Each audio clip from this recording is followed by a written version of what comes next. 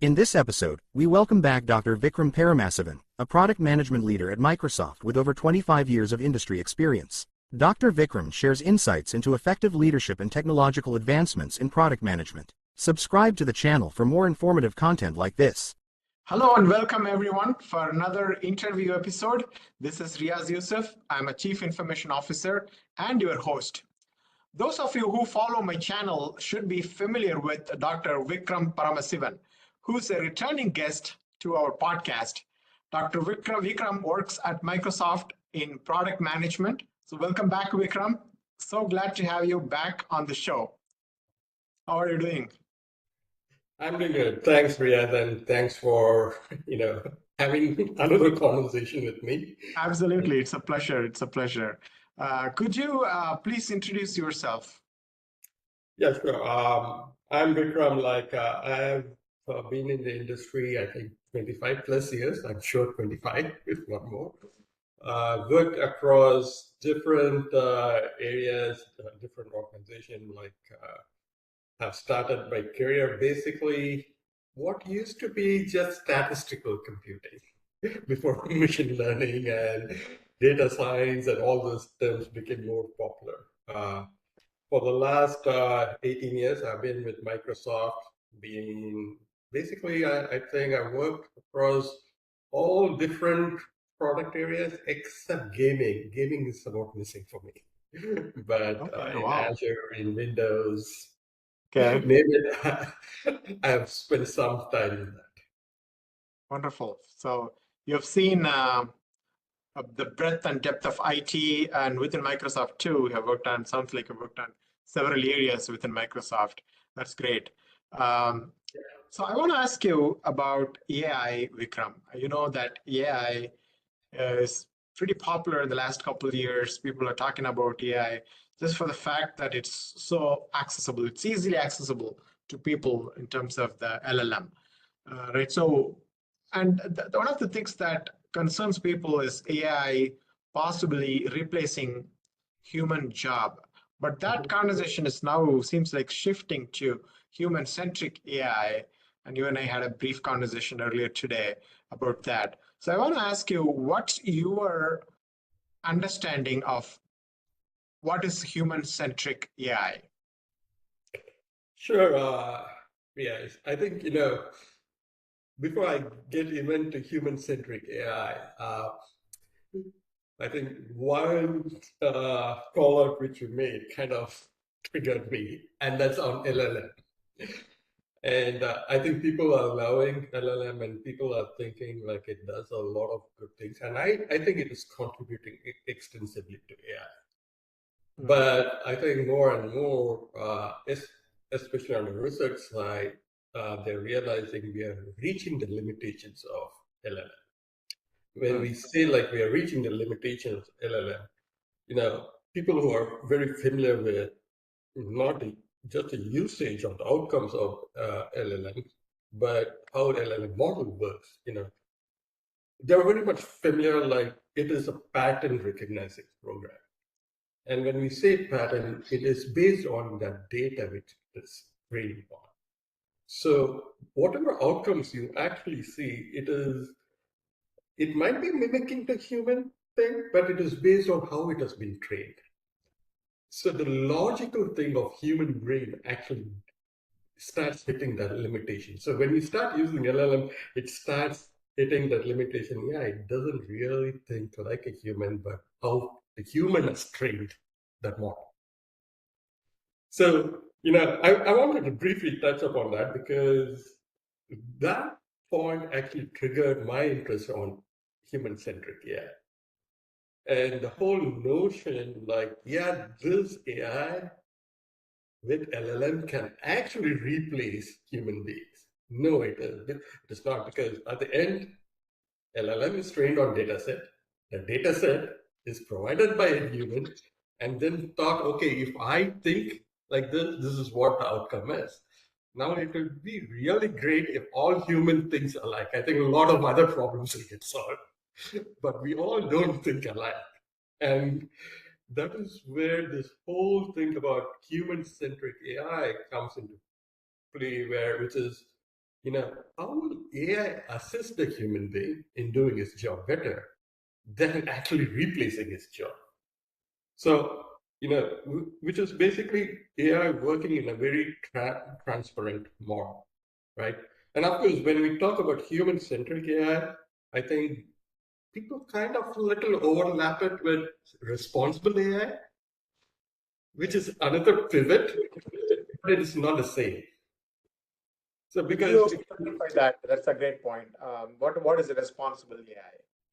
so when we talk about responsible AI, and thankfully I'm connected to few, I would say, leading components of that. One of them is Dr. Ravindran from IIT Madras, who used to be my school classmate, and he heads the Vadwadi Institute of AI within IIT Madras. And he's a leading component of that. And whenever I have a discussion with him, he talks about transparency, like whatever AI is doing, the models behind that, how it is brought about. He talks about who's taking that accountability about what AI is going to do for them, right? But when we talk about human-centric AI, we are talking about how will AI help us to operate? How will it augment the human being? How it will help me do my work and make me enjoy doing my work, which is not that transparency stuff, but it is about.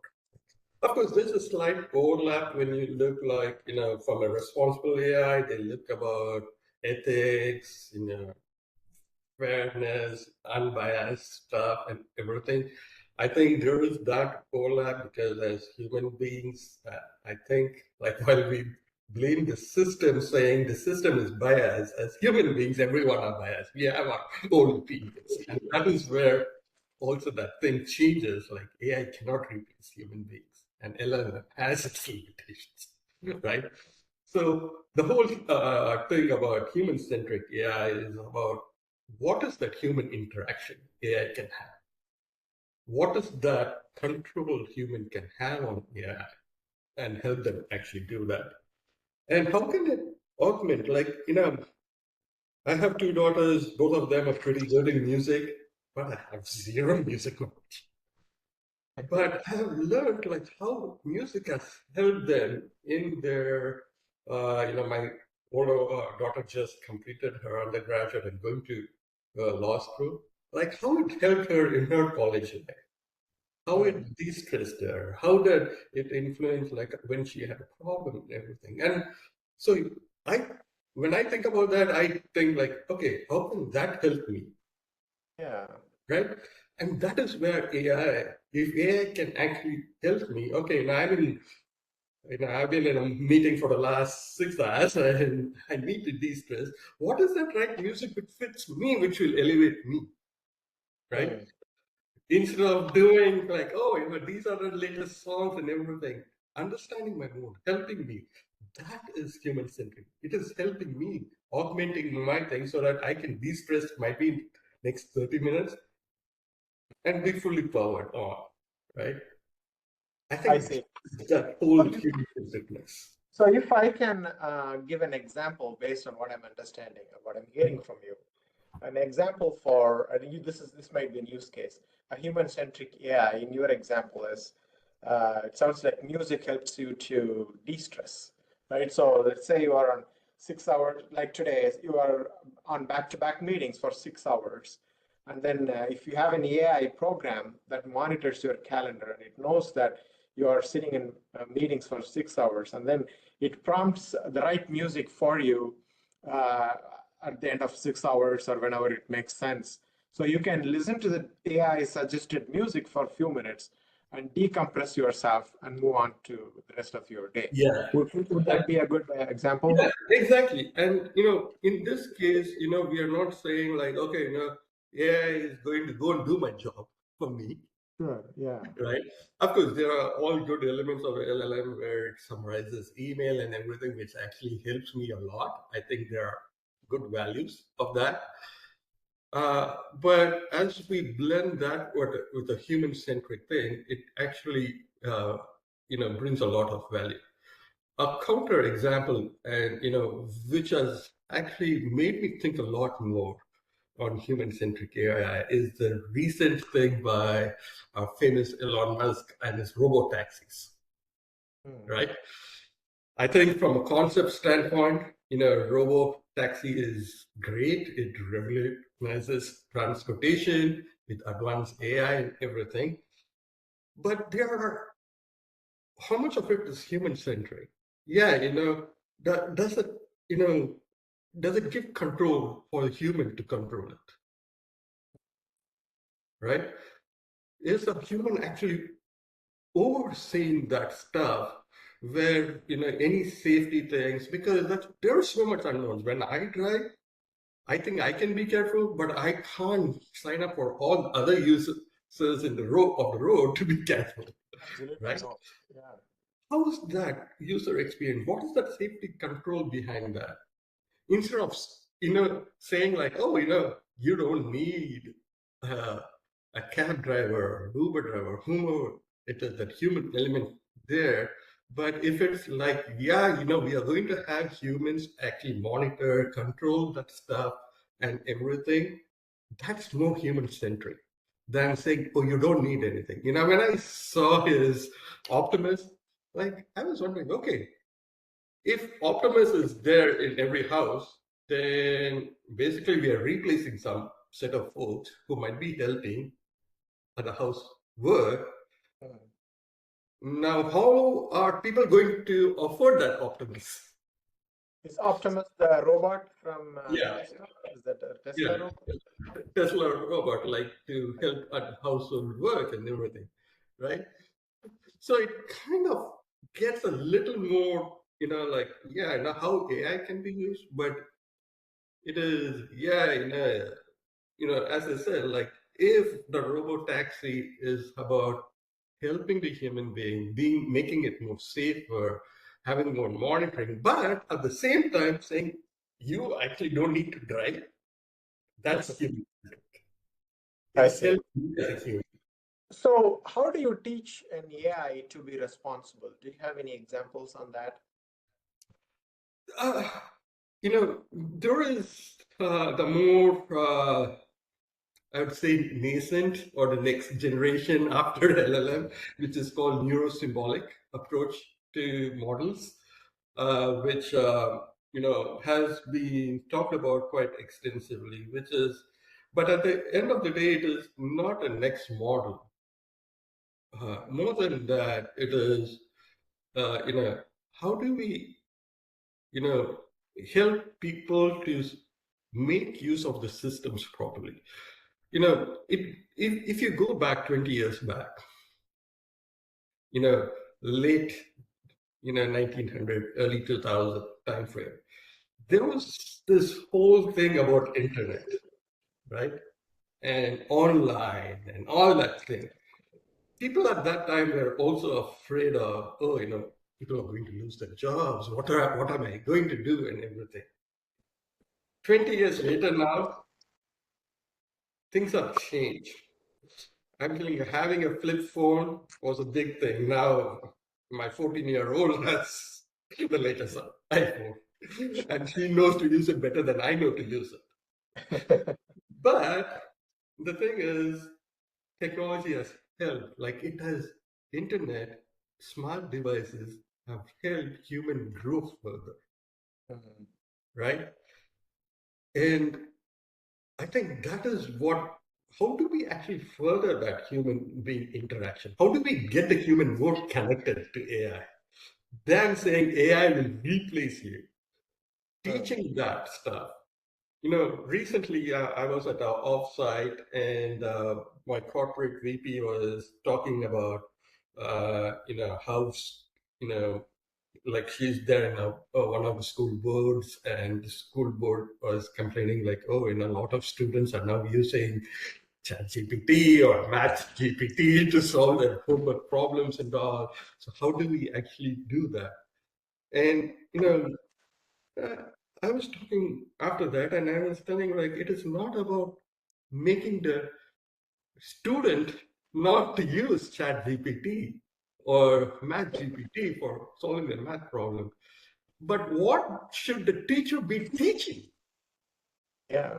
So that they can actually use the technology. Mhm. And I think even ChatGPT and all these guys, what they have not really tied in, and of course, I'm not speaking here as part of Microsoft, but I think one of the things which I love Microsoft has done is tying up with Khan Academy on AI stuff. Mhm. How do we actually help them, right? How do we get that again? The word which I keep repeating again and again during this conversation is how do we have the human as a center? And that's what human-centric thing. How do we have that and make like, okay, AI is actually going to help you? And not get into this, it will replace your job thing, because some of this thing, as a taxi or Optimus, the first thing, oh, it will replace. That's the first thing which will hit. But as soon as I talk to you about Khan Academy, I saw your I light up. Oh yeah, because that is helping human beings. And how do we actually embed every decision we make on AI, any AI agent or application which has been brought up, like have that emphasized, like, okay, now this is going to assist you. So it has got something to do with the models, how we actually get beyond the basic reasoning LLM does to much more logical reasoning. It has the thing about how do people market stuff, position those products, and how do we actually bring it to life on how it is actually centered towards human and how it will help us, those stuff. Though I talk I'm not so impressed about robot taxi or Optimus, on the hindsight, like Elon Musk's view on moving to Mars and looking for other thing. How will it prepare me for Mars if I had the money to move to Mars? That's a different thing, but how will AI prepare me for that? Those are things we need to actually focus on.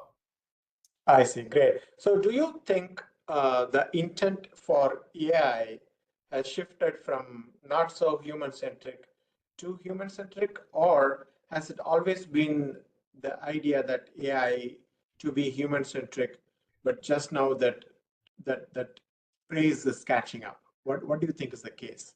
I think the case has been, AI has always been thought about automation. Hmm.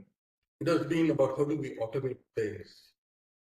And which kind of, if you take it from a larger picture, yeah, it is how can I automate some mundane task and help you as a human, Yeah. right?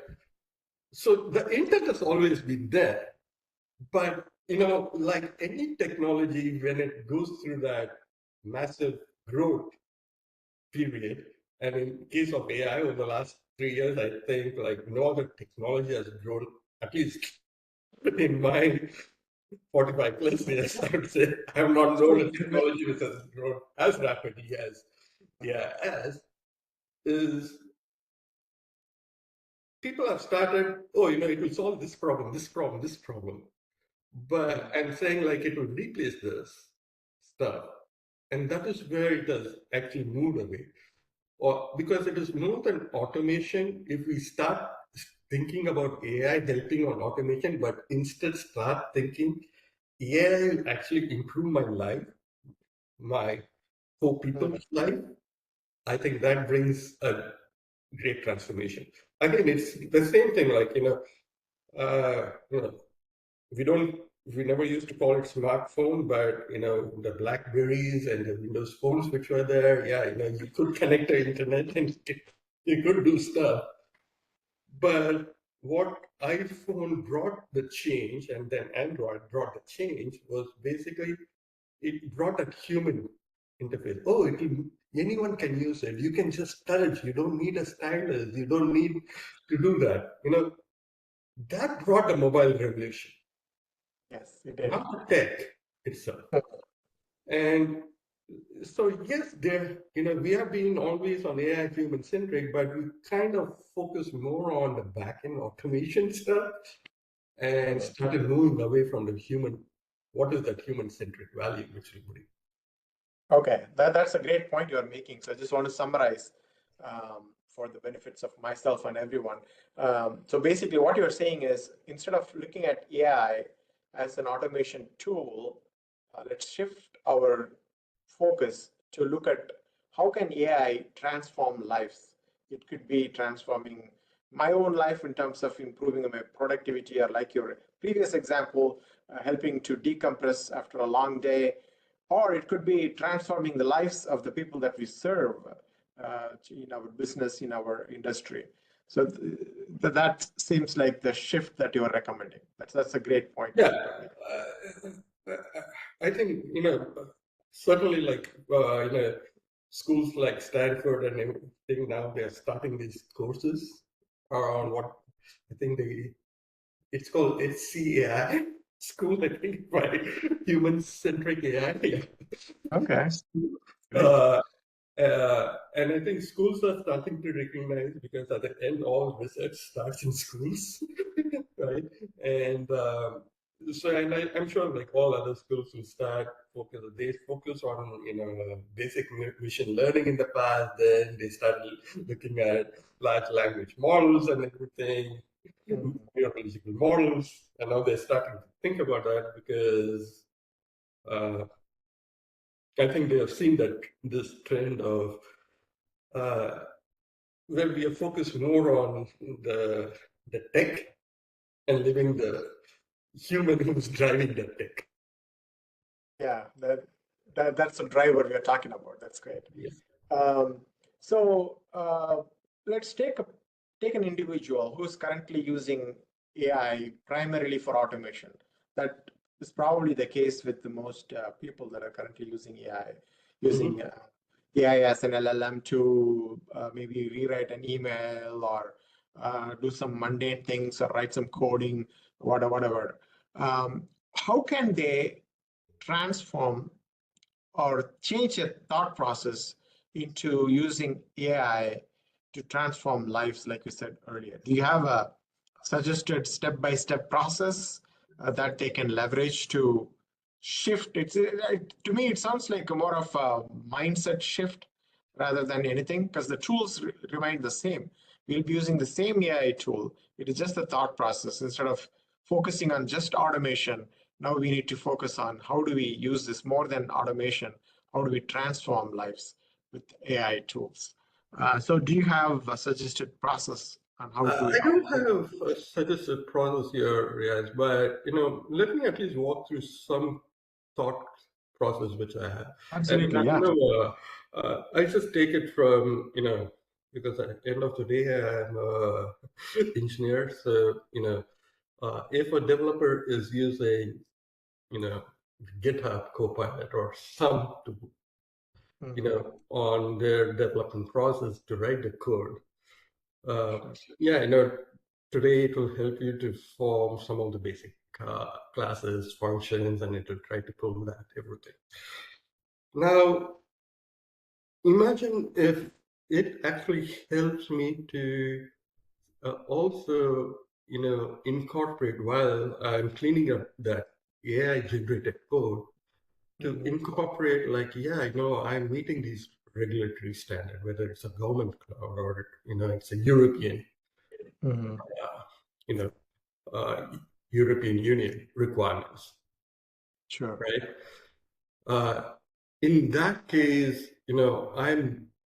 it actually helped me as a developer. Then today's trend of saying, okay, there's already this conversation, and I think when I spoke to you last year, I was also mentioning like, okay, do we need so many developers, software engineers, right?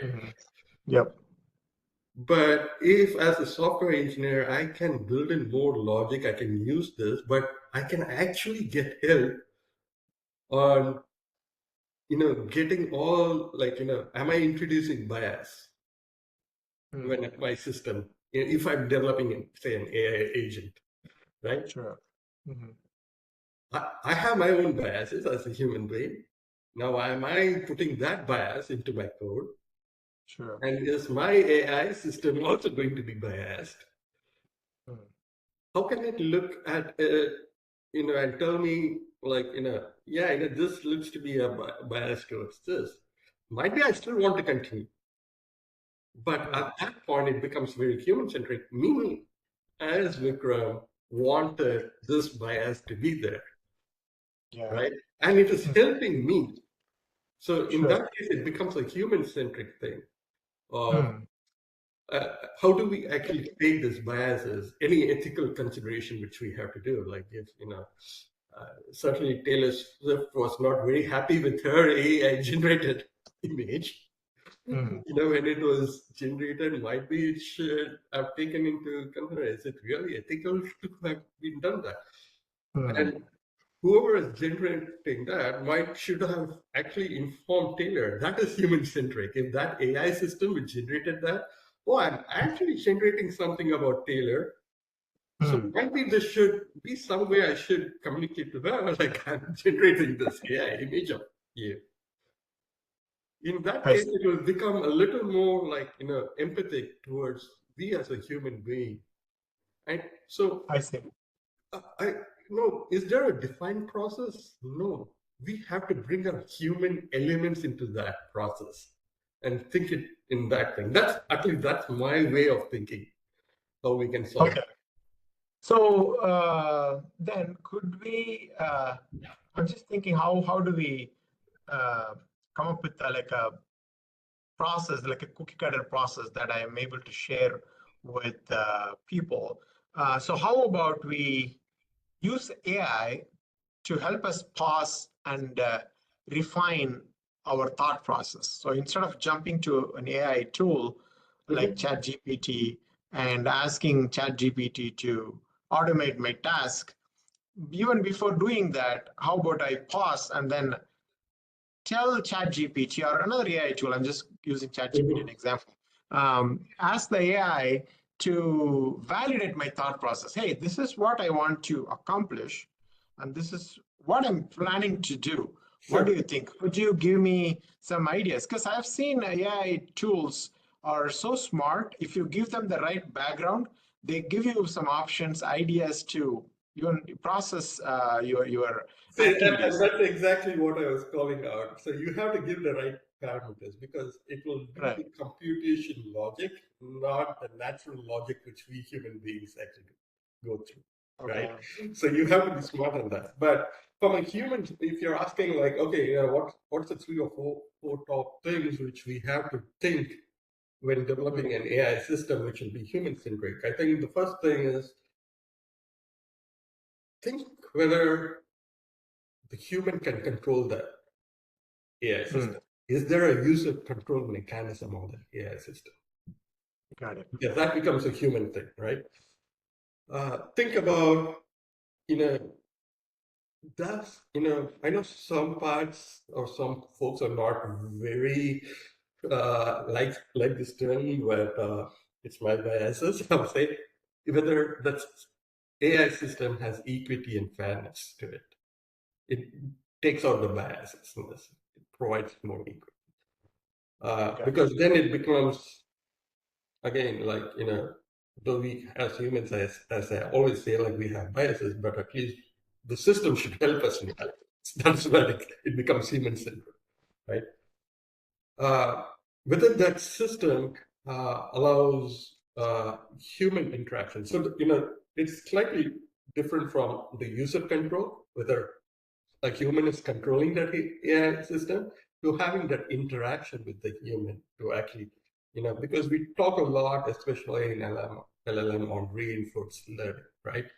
How do we actually help that system to learn all the other logical systems which we are doing? The last thing, and I think which is where it is more about how we, lack of words, I'll say governance on that, which is how do we make sure the AI system is augmenting human beings, not replacing? That is a very important consideration as we get into this journey. I'm pretty sure, like, Elon Musk and his team didn't intend a robo-taxi or Optimus display to say that we are replacing human beings, but that messaging, like it's augmenting, has to be in every AI system which you're developing. Got it. Okay. I'm curious, how do you use AI in your day-to-day life? Just to get an idea if there is anything that we can learn from how you use AI today. Uh, I'm part of Microsoft, so I use our numerous co-pilots or agents, as they're called, recently a lot. One of the, in a day, I think I get about, I don't know, 100 plus emails. I'm on Teams, so and I see at least any given hour there'll be at least 30 different messages. Okay. Especially because I work across multiple teams and everything. The things which have been really helpful for me is one, when it comes to teams, like the summarization after a meeting. I'm having the meeting with you, kind of it doesn't normally transcribe everything, but picks up the main points. And then if there are action items specifically for me, it gets called out. And so I know, okay, this is that point. And again, I created my own agent, which will actually move that to my calendar, block my time to actually work on it in 15 minutes, 30 minutes to actually get to that stuff. I think in that way, if you look like indirectly, it is human-centric because it's actually trying to help me. But it has that messaging has to go. And that's where I said the governance and making the people know like it is augmenting. I think I can't talk about others, but I think, at least one thing I'm proud of as being part of Microsoft is that's one message at least Satya conveys clearly on AI. We are developing AI which will help people. And, but this human-centricness needs to be there in everything. And one of the other things where I use extensively is where, meetings, I'm not going to go because emails also, it summarizes some of my emails and tells me this is the gist. Because some emails, people like to write big emails and sometimes newsletters and everything summarizes that. But I think one other area where it has been very helpful for me is where when it comes to solving complex problems, because I'm also contributing to some of our co-pilot stuff. So some of that logic, how it is written, and how the calculations are made, spitting it out in a much more simplistic term instead of me reading the entire code or the explanation. It actually says this is the logic which is written on that, and this is why it has been written. Actually helps me to, okay, I think I'm comfortable with this. I can look at the next problem or next logic. I think those are, in a broad thing, I think LLM usage has been extensively used and found value on the summarization. Got it. Sure. So back to your point about AI should augment rather than replacing people. This is a great example, right? So your AI cannot replace you in the meeting for that example, but it can help you summarize the content of the meeting. So do you think would we ever get to a point that we will send our AI assistants to meetings rather than you and me, Vikram and Riaz, sitting and having a conversation? We could send our AI assistants to meetings and they will go and collect the information and summarize that back to us. Do you think we will ever get to that point? I think we might pretty soon get to a point where people are thinking about that. And I think some companies have already started thinking about that from, we can make the sales calls and we can make, these types of things, which is kind of indirectly saying like, okay, you're not needed. Like, we can digest the data and make the sales call related. I'll take that example itself, sales call. Yes. But what they're assuming is, they are assuming that the AI is going to talk to a human to make the sale. But what will be interesting is, what if the other end, the prospect, the customer, prospective customer, also an AI tool, right? What if they also leverage an AI? So AI talking to AI and bringing the summary back to their owners. Yeah. And at the end of the day, that's what, even if it, that's actually a good scenario and a bad scenario, but even without an AI, even if it's talking to a human person, there is more to a sales than the data. There's a relationship. Correct. And that relationship is between a human and human. You can say it could be in your scenario, which is said like AI to AI, they might be, but what would be the consequences of that is unknown, right? And that is why, going back to, I told users should have control over the AI. Right, not the other way around. Human-centricness has to be applied because, I was at the heat of the moment. I was driving car. I just take the driving exam. I was driving car. One guy just cut across me. I got angry, and my emotion is I want to go and hit that car. If that is the logic an autonomous vehicle is going to take, I'm going to die. And the AI in the car. Right. But then I can detach from that emotion pretty fast. But the logic on the AI system is not. It will go in that logic. And that is why the user control is very much important on the AI. Yeah, so the one advantage that the AIs have is they don't have emotions. However, as a user, we can accidentally input data out of emotions.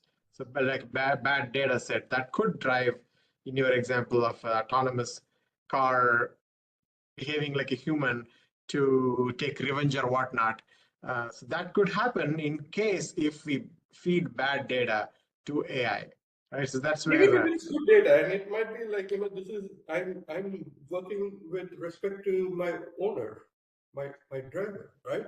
It might be, and that is where, like, if my wife is sitting next to me, she'll say, that's okay, let him go. yeah, Have that conversation with me, calming me down so that my interaction would be different, right? yes, That, we are talking about hundreds of neurons connecting in our brain to come to that outcome. So you're talking about not a billions of parameters there, peta or more than that, neurons connecting to AI systems to actually deliver that. That, I know that could be a vision, but I don't know whether it will happen, because running AI systems, the amount of power and everything which is needed, it's not cheap. Yeah, true. I mean, it can happen down the road, but it comes with a cost, to your point, right? So Yeah, and that's what, thinking like, hundreds and thousands of GPUs can replace the trillions of neurons in our brain. Is, I don't think so. yeah, Whatever, our belief is how we originated. People have recognized we have, at the end, we are all electricity, right? Our body is power.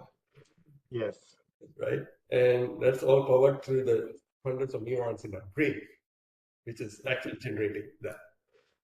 Replacing that is going to take some time. it is. It is. So that brings up a good point. As it is, the AI tools that we have are apparently taking a lot of resources to produce the outcome that they're producing.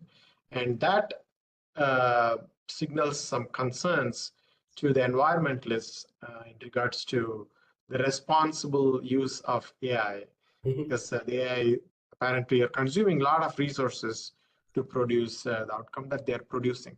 So what's your thought on that? Do you have any opinions or recommendations in terms of minimizing the footprint that AI is using today in terms of the resources? I think, it's a very complex topic, which has to be thought a little more about that. And I'll give an analogy on this where, I have electric vehicles, but my thought on electric vehicles has been like, okay, it will at least solve one problem, which is the amount of carbon dioxide. But when you talk to generally with people who's considering buying EVs or are fans of EVs, they say it does a lot of good things for environment. No, my point is it just reduces the carbon dioxide because lithium is still dug from the earth and it's not a direct metal. So you use a lot of fresh water to get to that metal. That means we are still digging a grave, just a different grave. Yeah, right? And the batteries also need to be replaced more often, it seems like. So that's going to be another environmental. Getting to the first battery itself, we are, instead of digging an oil well, we are digging another well. Right? But it does have the benefits of that. So I think, we have to look at in that similar lens. Yeah, it is going to consume. What is that return value? Are we actually benefiting from that? And then start focusing on how do we actually reduce the energy consumption, which is there. Try to address that. Because, you can say, oh, I know like the theory, like if you have the solar panels across the Sahara Desert, then it can cover the entire world. Yeah, it might be, but the universe is also evolving, and we don't know how long the sun will be there at some point.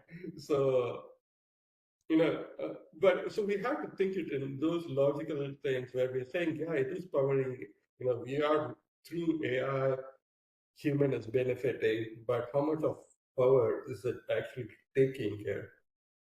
I see a lot of people now start using reusable bags, bottled, the glass bottle stuff from all the plastic. And my question has been really, why did we even switch to the plastic when we say we can't even decompose that?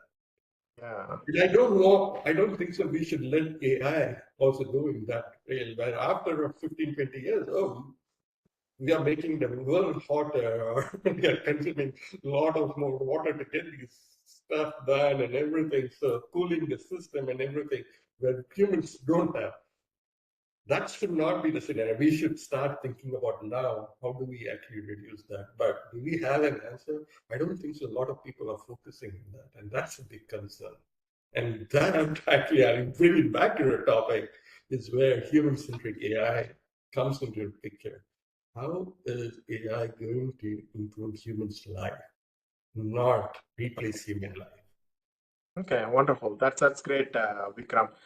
So before I conclude our main conversation here, the summary takeaway that I have from the great information that you shared so far is that instead of simply going to use AI as a task management tool, let's just pause and think how best the tool can be used to be human centric. How can it augment my activities to improve my life, to improve the lives of others? So that's something we can pause and do. And also the other thing I kind of processed as you were talking is we missed the opportunity to use AI as a conversational tool. So instead of directly giving the AI the task that we want it to accomplish, we can even have a conversation before doing the task. Hey, this is what I'm thinking. What do you think? Do you have other ideas? So AI is really good in that too. So you can have that conversation.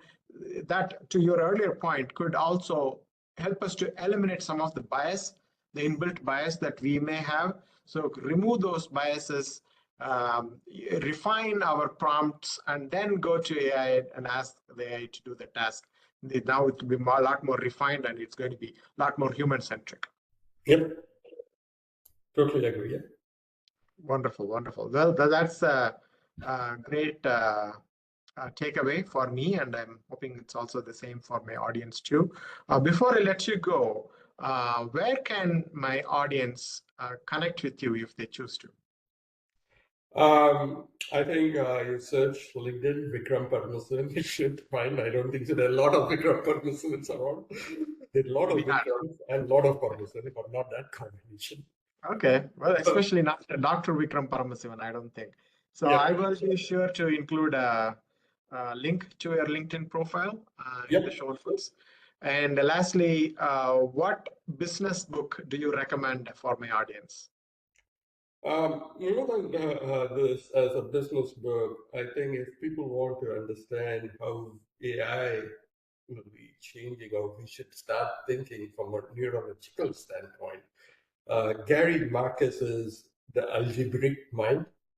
I think that's a book which I've read very recently, uh, which kind of what's the next after LLM? Because knowing that LLM has its limitations, how do we start thinking about that? How do we get more complex logic into AI system? And how do we actually also think it from a human way? All those things, I think Gary has articulated it very, very beautifully in that book. Okay, wonderful. That sounds like an interesting book. Thank you for mentioning it. I'll find a link to the book and include it in the show notes as well. Yep. Thank you, Vikram. This has been a great conversation. Before I conclude, is there anything else that you want to say in the way of last words? No, thanks first for having me with you again. I've always enjoyed the conversation with you, and I do follow some of the other conversations which you had. Uh, like, might be my last words is, everyone is talking about AI, like how everyone used to talk about mobile about 10 years back. Mm. But invariantly, when we started the mobile revolution, people were very human-centric. Let's bring that same thing into AI and make AI more helpful for us than, the other way around. Well said. Well said, Vikram.